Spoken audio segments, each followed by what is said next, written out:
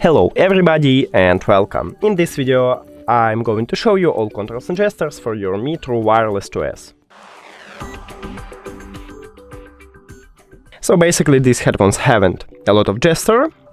The touch area is located right here at the top and right here at the right earbud. So if I press 2 times on my left earbud, I will call voice assistant 1, 2.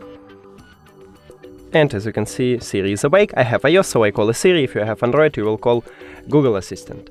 And the right one is to play and pause the song. So now I press 2 times on my right earbud, 1, 2. And I pause the song, I press again, 1, 2. And I play a song. Also, you can answer the call by pressing 2 times on the left or right earbud. So when somebody calls to you, you can easily make it with a gesture.